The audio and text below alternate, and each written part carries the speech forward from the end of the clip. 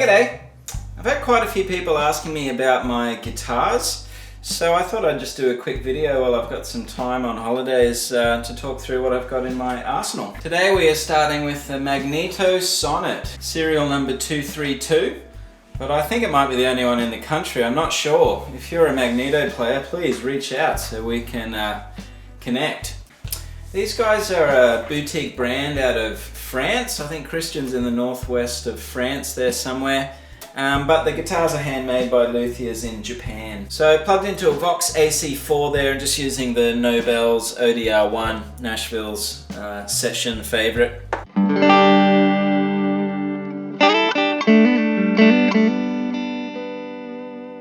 Just their attention to detail and the innovations in the design were enough to get me interested. They went for a really resonant design, which I think the science behind cutting that pick guard off to let these horns really vibrate, and just playing a humble E chord, you can really feel the vibrations going all the way through. You know, everything's connected really well, and in my experience, if the guitar's sounding good acoustically, it's most likely going to sound good when you've got it plugged into something.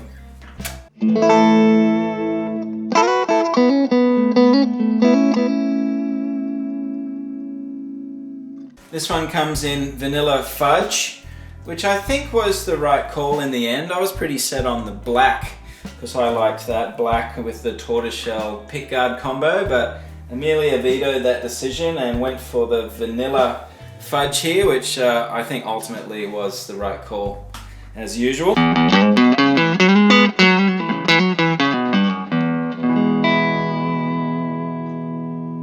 I was listening to a lot of Stevie Ray, Hendrix, Gilmour, and I just had that iconic single coil sound in my head. But I didn't really want one of the mainstream players. I'd had a few Strats in the past, but I liked them, I just didn't love them, and I ended up letting them go. I wanted to also support one of the micro brands that are out there doing some really good stuff. And so after a lot of research and kind of deep diving through what the new wave blues players are using, guys like Josh Smith, Matt Schofield, and Eric Gales, who ultimately convinced me that Magneto was the way to go. He's got a signature series with Magneto called the Raw Dog, but it's upside down, you know, the high E strings where the low E should be, and he plays like that. And absolutely rips, which blows my mind. So yeah, check out Eric Gales if you haven't heard of him already.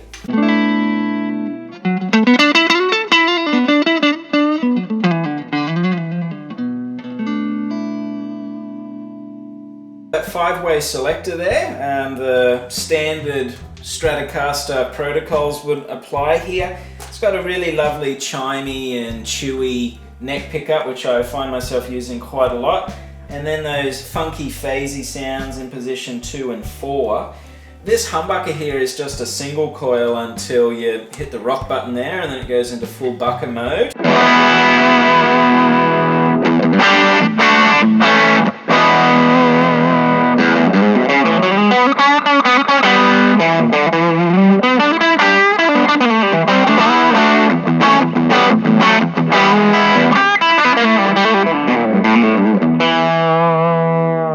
This middle pickup, I was using that in the studio the other day, and normally our Stratocaster players just bypass that position altogether, but gave me a really nice bitey, twangy telly sound, which we ended up going with for the final takes, which is cool.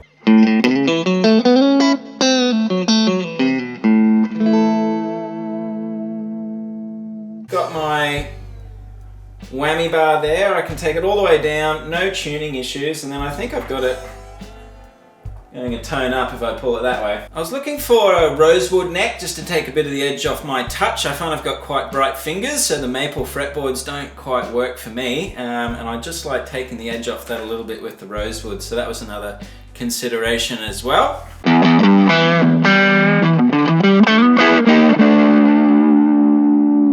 Yeah, so the rosewood neck was a bit of an issue in the end because there was some dodgy antiques going around, and Australian Customs were really hard on Rosewood getting into the country, so we had all these forms and hoops to jump through, and Christian just wasn't going to send it until I had sorted all that out from this end, which is totally fair enough. So I'm glad I did it in the end because it was well worth it.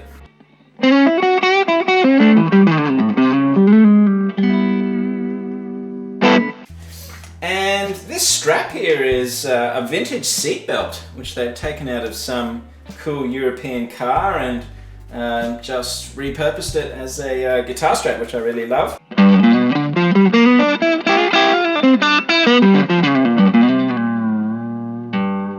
By no means a paid presentation for Magneto. We do have a bit of an artist partnership happening, but I just play them because I think they're great guitars, and they've been really supportive of me and my social media game and my music releases. So for a small-time player like myself who's trying to put himself out there and hustle a bit to make a name for himself, they've been truly awesome. So thanks to Christian and Magneto for all of that.